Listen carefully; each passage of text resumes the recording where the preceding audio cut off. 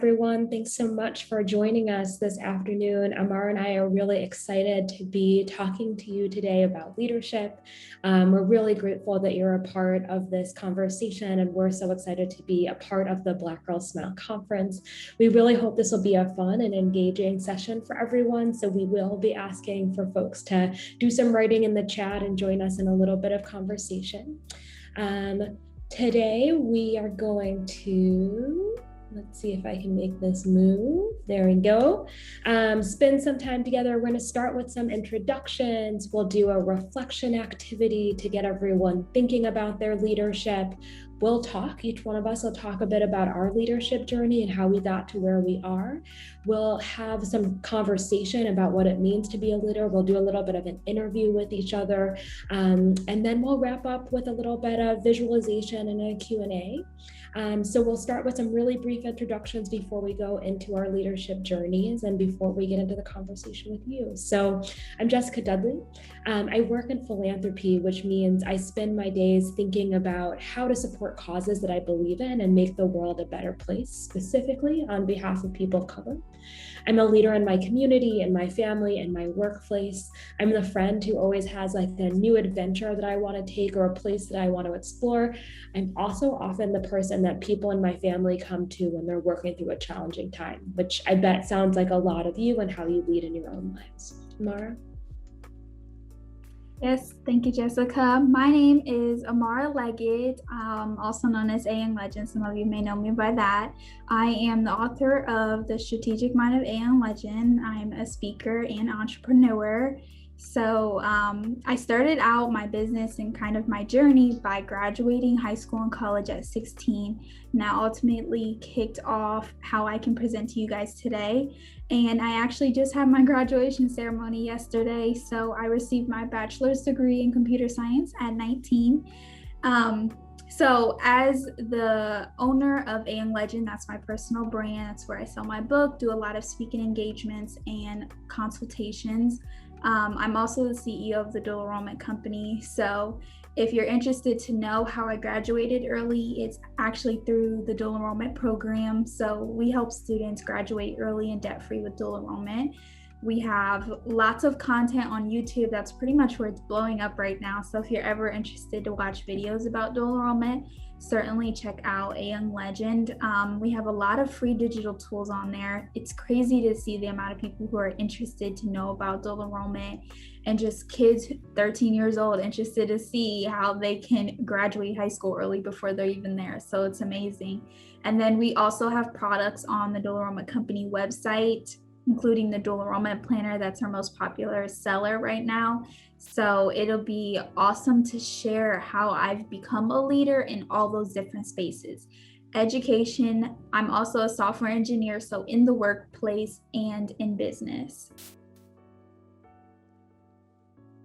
Thanks, Amara. So that we can all get to know each other, we're going to do a little bit of a quick activity next. Let me make sure I'm on the right slide for all of us. So a quick reflection. We'd love to hear from you all about your leadership.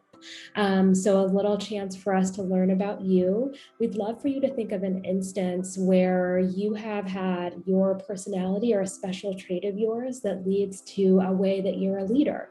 So we'll give you a couple of minutes to think about that. And while we're doing that, we'll briefly share about what that means for us. So I'll kick off. I know when I was younger, I was often told that I was really sensitive, right?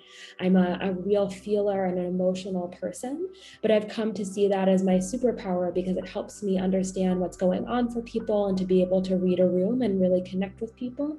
And so as a leader, I'm a really passionate and sensitive leader, and it helps me to understand what other folks are going through. Amara, what about you? Yeah, this is a great exercise because I'm a little bit different from Jessyca. I seemed to have developed multiple superpowers, but it didn't start out that way at all. It's pretty much practice. So the first one is public speaking. If you guys don't already know, that's probably one of the worst fears for a lot of people, along with death. So being able to master public speaking has probably been the biggest superpower and the most the most expensive one. People come because they know I'm a great public speaker, and that may mean that in uncomfortable situations, I try my best. I push fear aside and do what I'm brought here to do, even if that includes sharing my story or my passion about dual enrollment.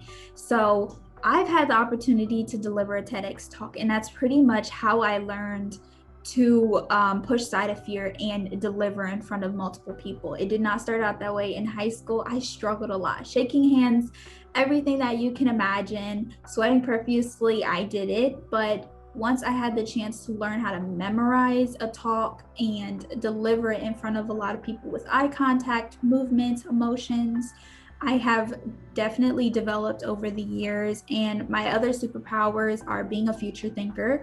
That can also be a downside, but we're only going to talk about superpowers today because that's really what's most important. How can you capitalize on those?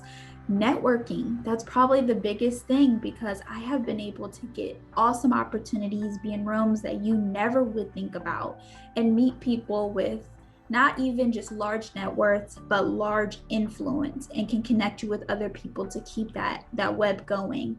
And my love for learning, that can probably go along with the education side of things, but even in business and in the workplace, it will definitely help if you grow a love for learning. So it would be great to hear from those of you in the room if you can type into the chat some of your superpowers that make you a great leader. We'd love to see them.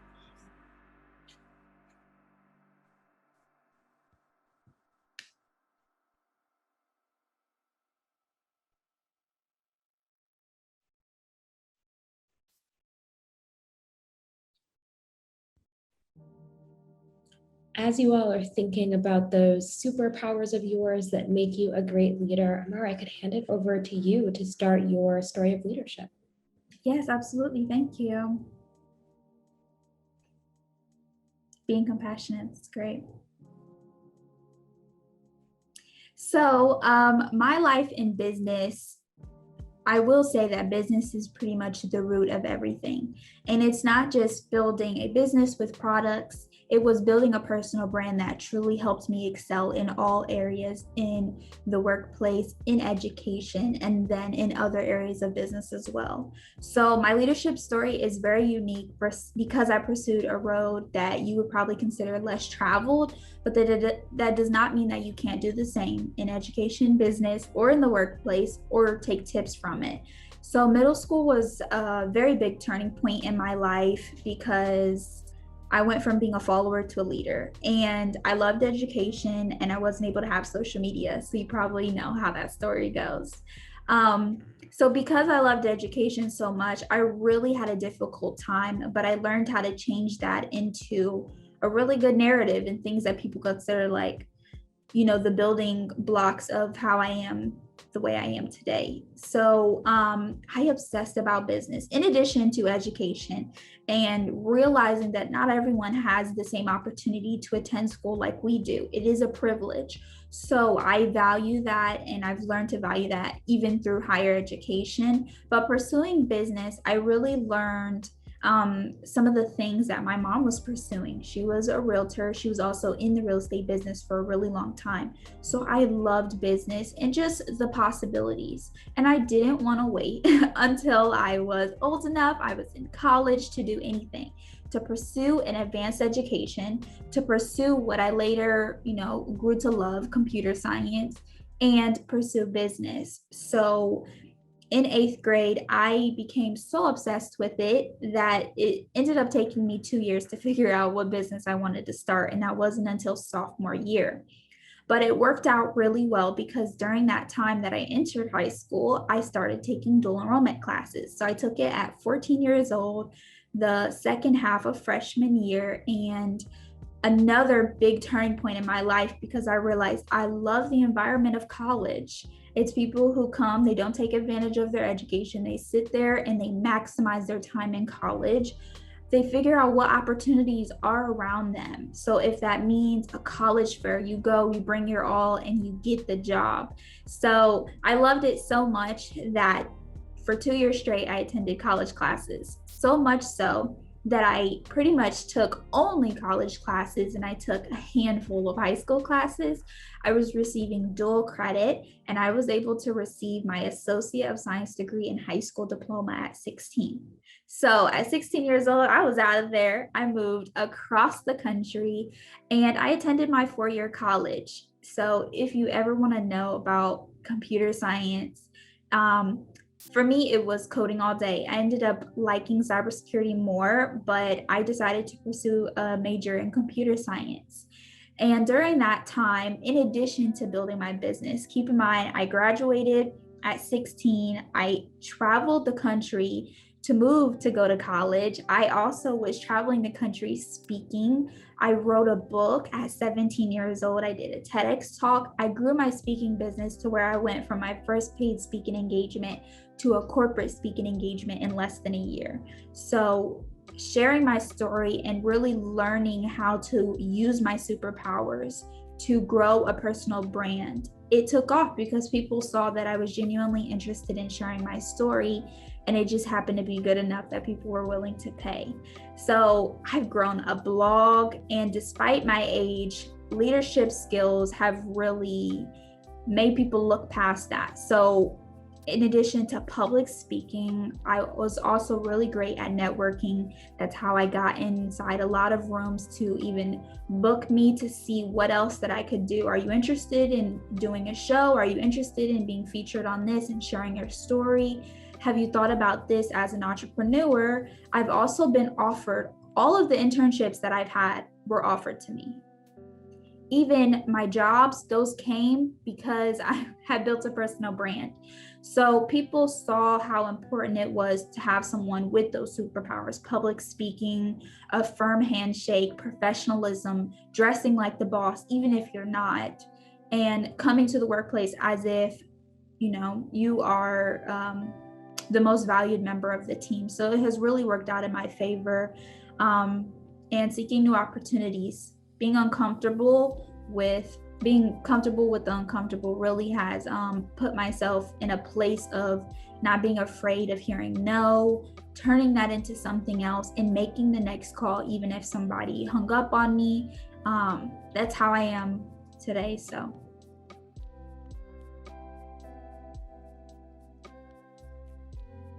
thanks, Amara, and thanks everyone who started to put some of their superpowers into the chat. So nice to see those. I'm a very, very highly organized person. I love to think about organization, so excited to see that one come into the chat. As I was thinking about coming into this conversation today, a big question for me was sort of what is leadership and how do you know when it's time for you to step up? So I'm going to tell you a little bit about my leadership journey as an answer to that. So when I was in the 8th grade, I was a pretty small kid. I'm the youngest in my class, and so always a little bit smaller than everyone else, but super energetic. And that year I had my heart set on being the person who did tech for our school musical. So someone who was controlling the lights and the sounds and really sort of not in the play, but really instrumental to it, because I would be spotlighting my friends and making sure they could be heard well by everyone. And that year, our drama teacher chose The Wizard of Oz for our school musical, and I was really excited about it.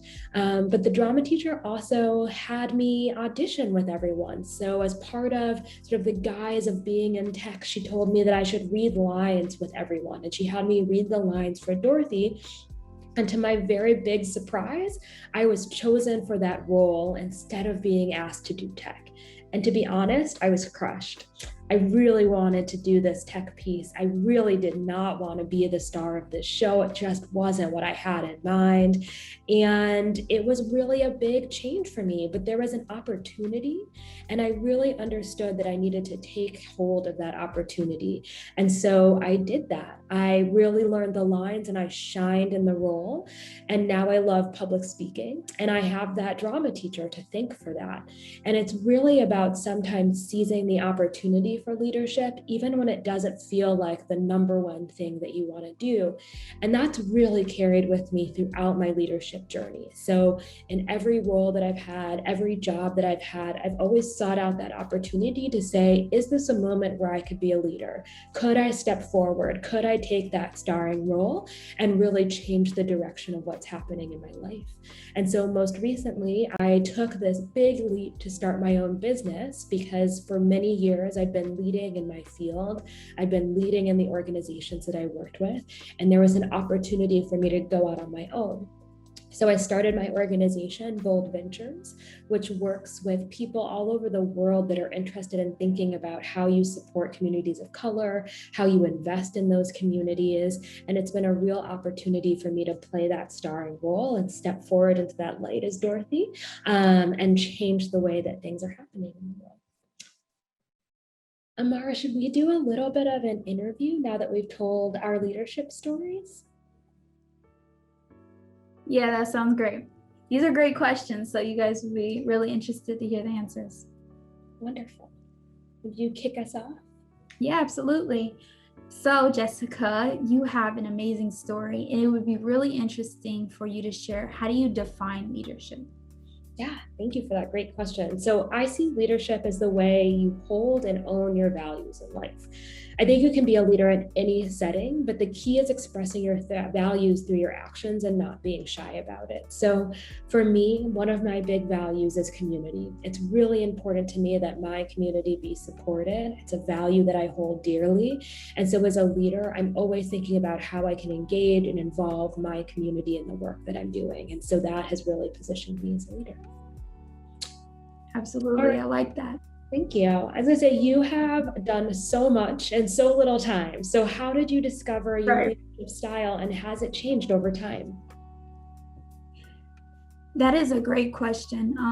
I wouldn't say it's changed over time. I've just widened my tool belt. And for some people, going more in depth in their leadership skills can also be just as beneficial as, opening up to more superpowers. But those opportunities and taking reign of those is how I developed my leadership style. When you write out your plans of what you want to do with your life, what you want to do for the year, even every month, being okay with jumping into that. If you see an opportunity to help you achieve your goal, that's a great opportunity for you to consider if you're going to sink or swim. And that's how I developed my leadership style. So when I was in class and learning about coding, there's some things that I would sink in. And I'm like, you know what? I just am not good in that area. And I don't think I can build a leadership style in this, but I certainly can do it in other areas, more project management or cybersecurity, or pursuing something that's forward thinking, because that's how I think. And I definitely approach life that way. That's wonderful. So how do you face adversity as a leader? And what are some of the hard decisions that you've had to make because of that as a leader? Yeah, I absolutely think when you're in a leadership role, you're often asked to make tough decisions, right? So lots of work happens with you and around you, but ultimately a lot of people are looking to you to make a decision. Mm-hmm. And the work I do, those tough decisions are around directing money and resources and time to different communities. And so as someone who works in philanthropy and is thinking about how do we make grants and give money to people, there are some tough decisions to be made about who benefits from those resources. So a lot of times that looks like getting to know people, building relationships with people, being really honest and direct with people, right? You don't want to be a leader who's sort of sharing information that's not accurate or leading people along thinking something may happen that's not able to happen. And so for me, those tough choices have been about letting people know honestly what's happening, communicating with them directly, and sometimes having to deliver news that's going to be disappointing to them.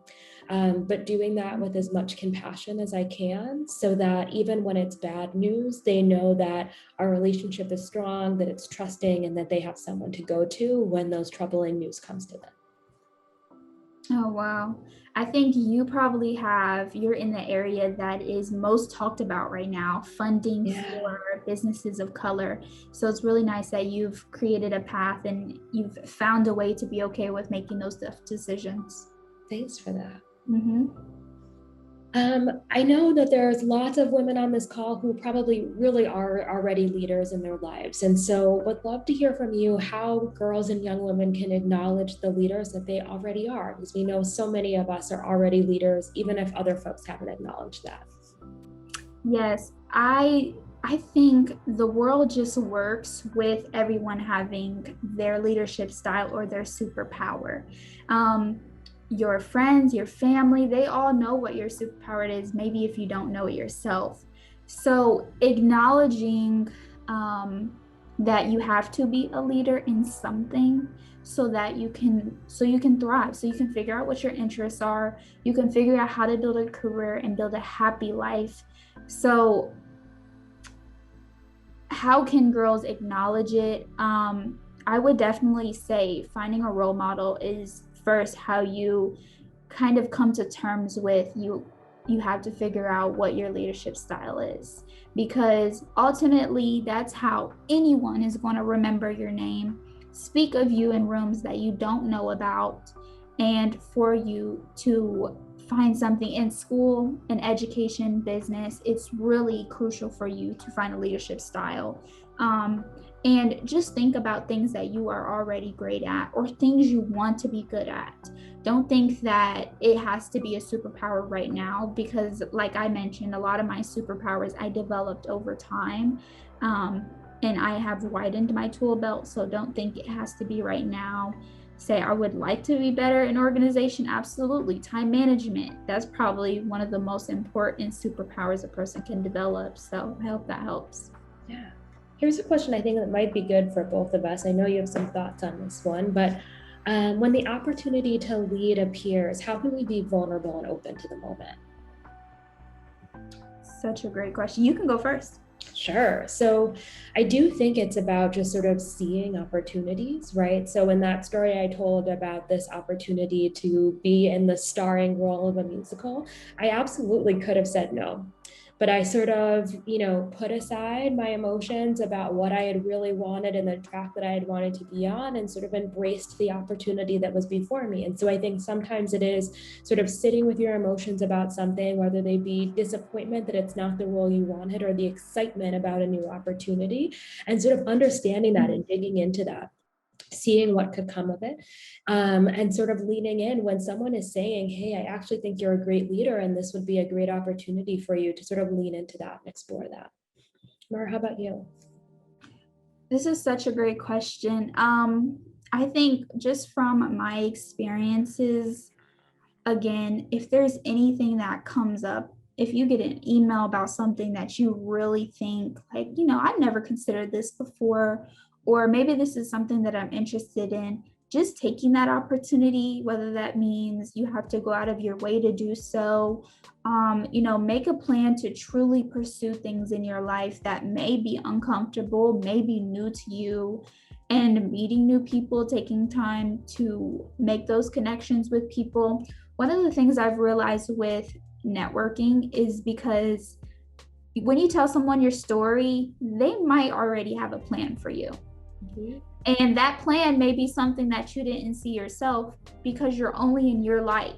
You think, I see this on social media or in a book or in an article or from someone else. You're like, I would like to achieve that in my life. But when you meet someone who's like, I was in your shoes, or I met someone else who was experiencing the same exact thing, and look where they got. They became president of, a company, or became president of a nonprofit organization, or became president of the United States. Understand that people also see you and have a plan for you. So taking opportunities to meet with those people and be put in really uncomfortable situations.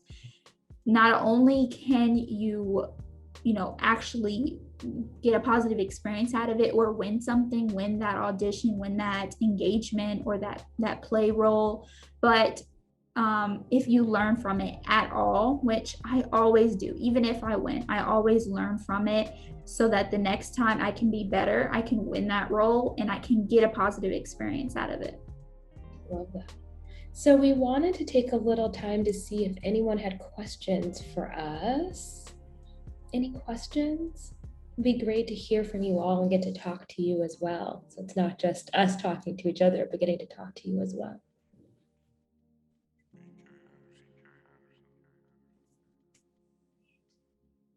You can type questions into the chat and we'll call them out as we see them come in. Okay, first question. Amara, how do you deal with burnout? Such a great question. Thanks, Aliana, for coming on. Burnout, I deal with it often, but I've also learned to recognize it because it does happen so often. Because I'm always learning so much. I'm always pursuing new things and being put in uncomfortable positions. So that can burn you out a little bit. I definitely take a step back from what I'm doing and have patience with myself and pursue things that really bring me joy. So, for example, I love going out on walks, or for me, I live in Florida, so I can easily go to the beach and I can probably recover my burnout in a few hours. But taking a step back to figure out, why am I doing this? Am I feeling any imposter syndrome about the situation? Because if so, then looking to see like who you are, what are you ultimately trying to do? What are your values? Even write out some of your accomplishments too. That's probably been the biggest thing for me because, I technically consider I accomplish lots of things that people don't normally do. So for me, I forget that I even accomplished those things. And someone else has to tell me, like, you're 20 years old and you're freaking out about not being able to buy a house when you want to, or something like that. Take a step back and look at your life and see how amazing you already are and the things you've already achieved, and understand people are in a lot worse situations. So as long as you have a roof over your head, and saying things that you're grateful for definitely helps. Yeah, I agree. I think as leaders, we're so used to making plans for other people, and we don't always make plans for ourselves. And so really, as you're looking at your week, as you're looking at your month, really holding that time for yourself so you have time to reflect, to acknowledge your accomplishments, and to rest. I also think it's really important to ask for help. I think as a leader, it can be really hard to acknowledge sometimes when you need help. And so often we let ourselves get burned out before we ask for help. And so I think saying like, I've got too much on my plate, too many asks have come to me. I have too many commitments that I've made. Can someone help me out with this? Can someone take over one of these? Or can someone bring me a snack so that I can make sure I ate today, right? All of those asks are really important. And I think it really makes sense to be asking for help and getting the help you need so that burnout isn't happening. Absolutely. I see we have another question from Brianna. So you're very experienced and have been in spaces where I couldn't imagine being in at your age. Truly proud. My question is, how has that affected you professionally and socially? Mara, do you want to start that one? Yes, such a great question. Professionally, it has done really well for me. I won't say that I haven't had moments that I wish I wasn't in. And I probably experienced that more than any other person. So, like you can experience sexism in the workplace. I experienced a lot of ageism. I have learned how to combat that, and being professional, and, I'm also a person of color. So I'm dealing with that in addition to being as young as I am. So I ultimately really have to come to the table with all the information dressed to the nines and really know what I'm talking about with confidence. I've experienced that in education, but definitely in the workplace. I have been through a lot. So just coming to a professional event or to a job with everything that you have, be confident in who you are, and it will work out just fine. And if something does come up, just take it one day at a time, one step at a time, and be okay with that's just kind of how it comes. Socially, I've grown to have a different caliber of a social life. So it's worked out really well for me, just because parents and older people will tell you that social experience that you have in high school, middle school won't matter. The drama, you shouldn't be in it. Make sure your group of friends around you are motivating you, are possibly better than you, so you can know to grow.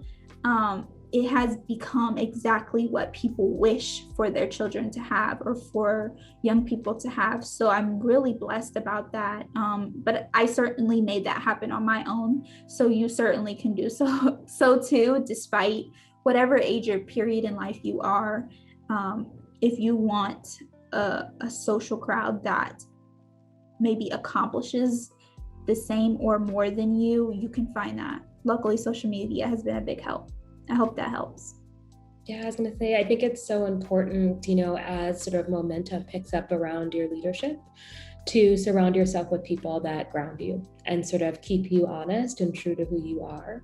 I think there can be so much excitement that happens, so much positivity, so many people sort of pushing you forward, that it's important that you're surrounded by people who know you and know what you value, and sort of check in with you to make sure that no matter sort of where you're going and how big the opportunity gets, that like your values are always expressed in the work that you're doing. And I totally agree. You'll end up with a group of friends in a social circle that are also really ambitious people who are moving forward, who expect big things in their lives. And you'll be able to cheer each other on and be each other's support when things don't go the way that you want them to. And it's so important to find folks that really value those things as well, so that you can be each other's support system for good and bad. Absolutely. Great question. Any other questions out there? We have some time, so I think we're happy to answer as many questions as you all have. Mm-hmm.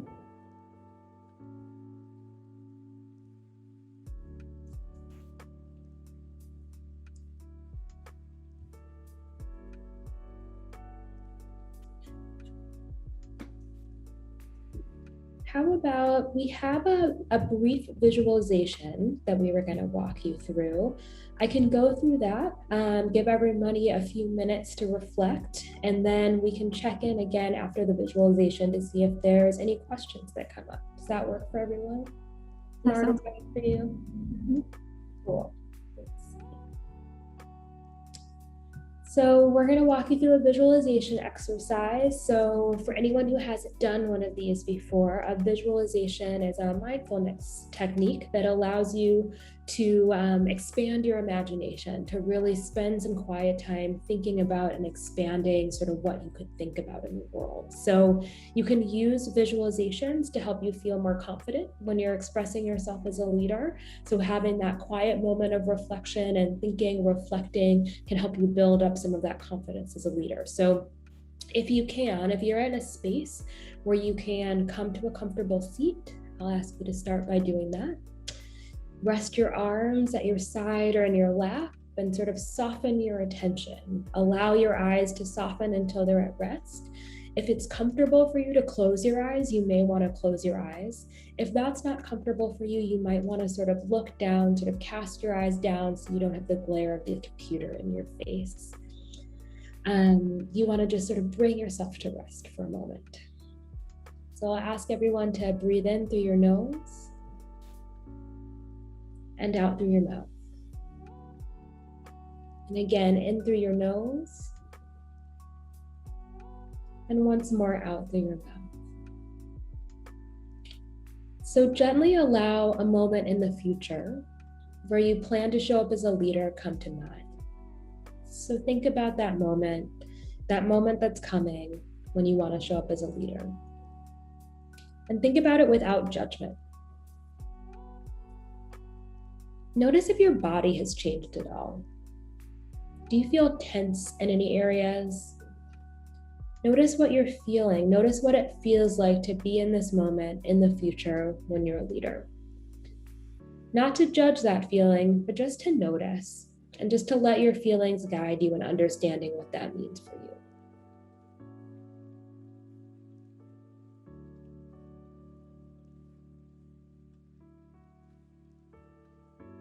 Okay, Now think about a goal you want to achieve in leading in the moment. Imagine yourself taking the steps needed to achieve that goal.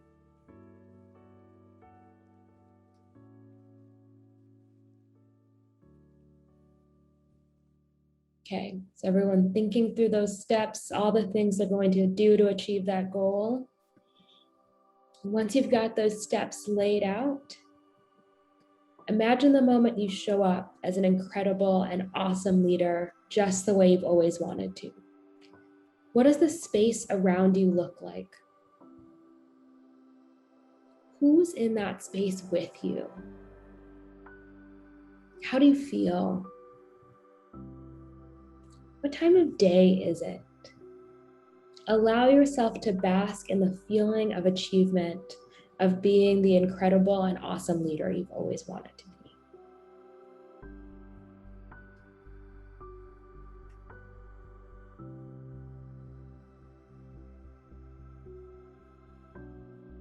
So imagine your feelings of joy starting as a light in your heart and radiating out into the environment around you. So all that joy, all of that excitement, just radiating out of you.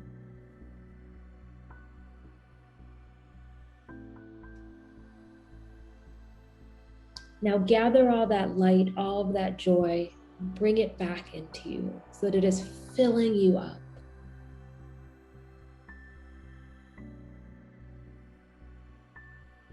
And when you're ready, bring your attention back to the moment and slowly flutter open your eyes or bring your eyes back up to the screen and take a deep breath. So we hope that's a visualization that will stick with you, thinking about those exciting moments in the future where you can fill yourself with all of the joy that is being a leader and send that out into the world around you and also use it to feed yourself and all of your energy. So I think we've got a few more questions that have come in. So let's go back to some of those questions. Amara, do you want to read this one out? Yes, absolutely. So 2 additional questions if you have time. How to flesh out your lane. You both seem to have a great idea of your lane. And how to handle or navigate when others try to minimize your leadership skills. Such great questions. You can go first, Jessyca. Okay, so I do think, for me at least, I'm a little bit geeky. I love research. And so for me, it's really easy to go deep into an issue. And I do think that's kind of what it's been for me to flesh out my lane. So to really become deeply knowledgeable about something, to become an expert in it. So right now, a lot of my work is in giving and philanthropy and grant making. And for me, that meant really understanding the space, doing a lot of reading about it, talking to people about it. I think informational interviews are such a great way to learn about a space. And so calling up people who've been a leader in the space, talking to them, people love to talk about the work they do. And so it really allowed me to have a deep understanding of what it meant to be in the space. And then I aligned that with my values. So as I've shared, my value is really around supporting communities of color. And so it wasn't that I was going to talk about philanthropy and giving and grants in its entirety, but I wanted to really make sure that I understood what that would mean for my people and my communities. And so the overlap of those 2 spaces is where sort of my lane is in the work. And so that's been really helpful. So gathering deep knowledge about an area and then finding a way to express my values in that area and bringing those 2 pieces together. And lots of people want to minimize your leadership. I do think some of it is just really standing strong in what you know about yourself and staying committed to that, not letting people sort of steer you off of your path. I also think it's about, and we talked about this a little bit before, finding your network, finding your friends in this work who can also be your champions. And so making sure that you have other folks around you who understand how brilliant your leadership is and who will be there with you and who will stand up for your leadership so that when people try to minimize your leadership, you have your whole squad of folks ready to stand up for you and be there for you. Amara, what about you? Yeah, I thought you brought up a really great point about becoming knowledgeable. And when we say knowledgeable, we mean to the details so that anytime someone comes you have knowledge about so many different programs and opportunities for people to really excel. So I would definitely say that's the first part of question one, how to flesh out your lane. I did so as well with the dual enrollment program. I became very knowledgeable, and I still am. I have Google Alerts set up to keep me updated on so many different things. I also feel like too, when you have all this knowledge, it really is important to find a way to share it. So when I was building my business, it ultimately, I had to choose multiple avenues to tell people to show people how much I knew about dual enrollment and how I graduated early and building a personal brand. It was through events and networking. I was like a master networker. I attended like 5 events a week for a really long time. So it definitely helped me grow my business. Also having a blog and now being on YouTube has opened up a world of opportunities to tell people how much I know about dual enrollment. So if you are ever considering how to flesh out your lane, I would certainly say, if you can, build a personal brand, use LinkedIn or Instagram or YouTube as an avenue to share how much you know. Because the best thing about this is in how I was offered all my internships. I've had 5 internships. I was offered all of those, and I was offered 2 positions after graduation, and I really didn't do much other than go through the process to make sure that I still know how to code and debug and all of that. Is because that personal brand, people who are watching my personal brand already knew my lane. They already knew, okay, she's perfect for this position because I've watched her whole life. I see what she knows. She's even showing me that she's doing something coding related. She's attending this class. So if you can, definitely tell people, and it can be just a little bit. You don't have to write a blog. Don't have to film a YouTube video. If it's just one post about what you learned on LinkedIn that day in class or something like that, it will ultimately work out in your favor so that people tell you what your lane is and what you can do in your job. Now, how to handle or navigate when other people try to minimize your leadership, it happens all the time for me. One instance is people, as they're watching my brand and seeing what I do, they think I might be best for their team, even though I got a whole bachelor's degree in computer science. So I had to tell people, no, I think I want to stay in tech. I know that I'm great in business. I know I'm great in marketing and sales and all this. It's a great opportunity, but that's not what I want to do. So don't be afraid to tell people. And there are certain professional words. That's one thing I've learned. Definitely ask your parents. They have navigated leadership themselves. They've navigated rejection as well. So they have really professional words that you can tell people, I understand where you're coming from. But as I've mentioned when we interviewed, I would really like to stick on this path. Don't be afraid to say that, very professional, so that you don't hurt anyone's feelings for them to go to HR, but to be very honest with them. And when you're pursuing the workplace, they respect that you come in with the knowledge and confidence in what you want to do. No, they may try to push you to other things, but definitely don't be afraid to tell them. Even ask for the raise, or if they brought anything up at the interview, hey, we'll reconsider a raise in 6 months. At 6 months, I want you to have a meeting with that manager and say, you spoke about a raise at 6 months. Here I am. This is what I've done. And I think I am a great candidate for it. So don't be afraid to do that. And minimizing your leadership skills, I would also say too, when they're doing that in the moment, definitely just don't be afraid to acknowledge it and come with all that you know. That's where knowing your leadership skill and your superpower is, because at that moment, you're going to be able to present really well with why do you deserve to stay where you're at, or why do you know that you are the best at that leadership skill? Because I've been watching everyone else on the team, and I would say I am the best at public speaking. So I do think that I would be a better candidate for this role. Don't be afraid to say that. You will learn that very quickly, even in emails. Use that language. Any last questions? We probably have time for 1 or 2 more questions before we wrap up.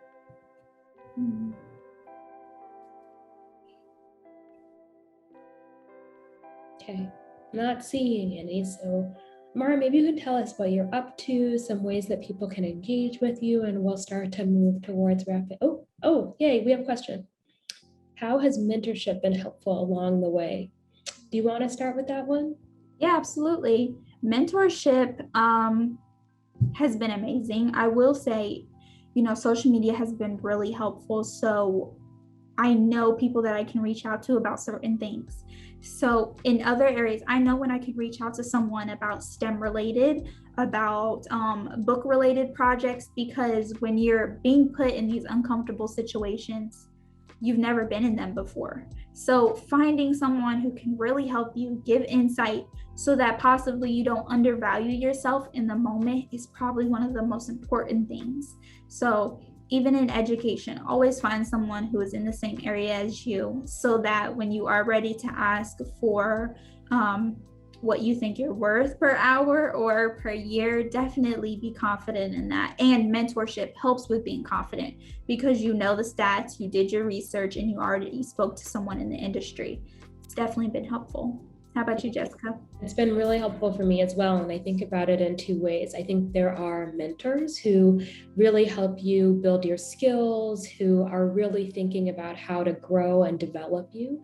And then there are sponsors. And those are the people who, when an opportunity comes up, they're going to be the person who puts your name out there and says, we should really be thinking about this leader that I know as someone who should be filling this role. And both are really important because you need people around you and on your team who are helping to guide your skills and making sure that you're developing the leadership traits that you want to develop. And then you need the folks who are going to speak up in a room and let folks know that you're there and that you should be considered for an opportunity. And I've had both, and they've both been incredible. Similar to what Amara shared, most of the jobs that I've had, it's because someone said that I was the right person. And so that organization or that company reached out to me, or someone put in a good word for me there. And that's because I've built some really strong relationships with mentors and sponsors. I think it's also important to think about that as a two-way relationship, right? So there have been a number of Black women in Chicago who I've really wanted to build relationships with because they're leaders in this sector. And I knew it would be important for me to be mentored by them. And I also needed to think about what I could give that relationship. And so I've done research for them, and I have helped them prepare for things that are going on so that it's not just a relationship where I'm asking them to give something to me, but I'm also offering the skills that I have and the support that I have to them as they continue to grow as leaders. So really thinking about that as a two-way relationship.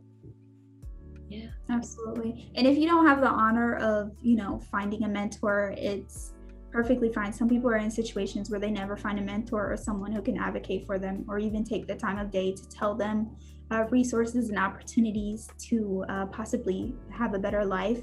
So certainly become your own mentor, take time to do research, know that you are valuable in some way, develop a craft, and really, pursue all those things on your own. Figure out a way, find someone to help drop you off at that place if you think it's right for you. You don't always have to have a mentor. Yeah. Okay. Any last questions? We are winding down on time, sadly. So maybe I will. Maybe Amara, do you want to kick us off as we start to wrap up? So we have a little time to talk about what we're up to and some opportunities for folks to engage. Absolutely. Certainly ask your questions as I'm talking, but so I really had a great time speaking with everyone. You guys had some great questions, and just hearing your superpowers. Things that I would never consider. Organization is such a great superpower. I never would have thought of that, but that will certainly come in handy very often in your life. So if you guys have any other questions, maybe you think about it later, definitely don't hesitate to reach out to both of us. My Instagram is a.young.legend on Instagram, and you can DM me. And then my website, my personal website is ayounglegend.com. If you guys are interested in purchasing my book, I share a lot about being a leader in all three of those fields: business, STEM, and in the workplace, and in education. So if you guys are interested in that, here's the book. You can find it on ayounglegend.com. And then if you guys are interested in dual enrollment, free college, how to hack so that you can graduate early and debt-free, definitely check out dualenrollment.co. Our website is amazing. I've even used a lot of my technical skills. There are a few pages on there that are coded from scratch. So if you guys are ever interested in that, definitely check it out. We have lots of tools on there, and dual enrollment is an awesome program. Very passionate about it because it doesn't take a lot of your time to think about if you're ready to graduate early or debt-free. And with both products, we have the dual enrollment planner. We have lots of apparel on the dual enrollment site and my book. If you guys can use the coupon code Black Girls Smile, all caps, and you guys can have 10% off just because I love you guys. We have lots of different products on there. And I want to leave you guys with something. So, you know, one of the things that I've learned speaking with lots of people all over the world, students, parents, teachers, educators, one thing I will say is they underestimate kids or just people under 18. And then they certainly underestimate people of color. So if there is something that you are interested in right now, please pursue it.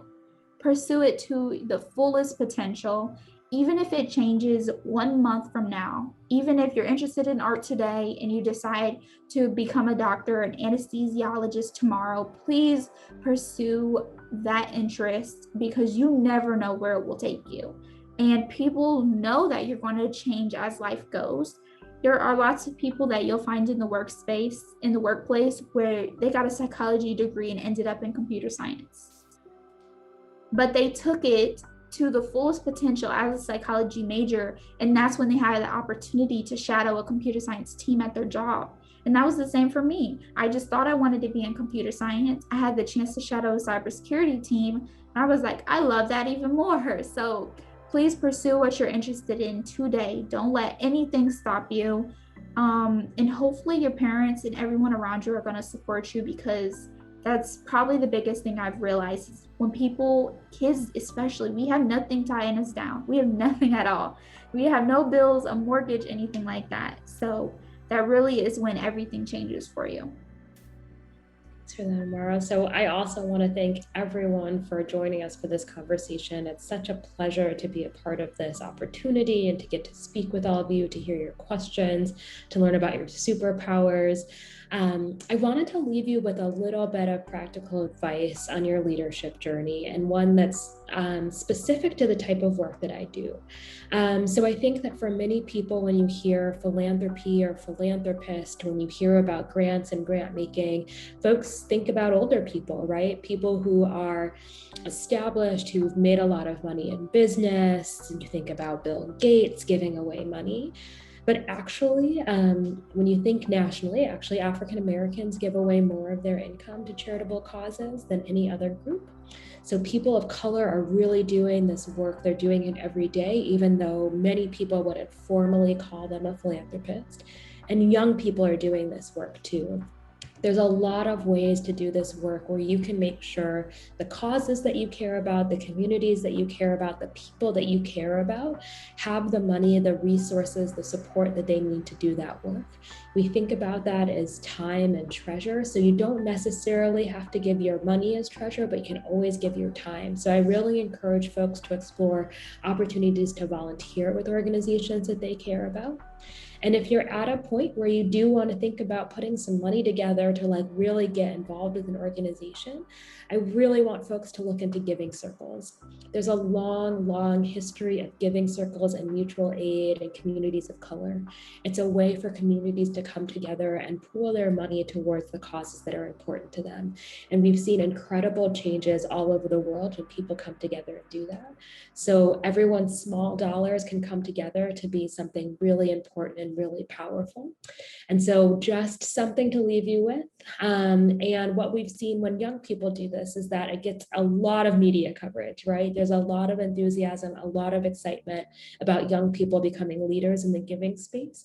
And so I encourage you, if you research giving circles and you decide that's right for you, if you bring together your community to move funding towards a cause or an organization that you care about, make sure you're telling people about it, because it will certainly spark momentum and engagement. People will be excited to support you.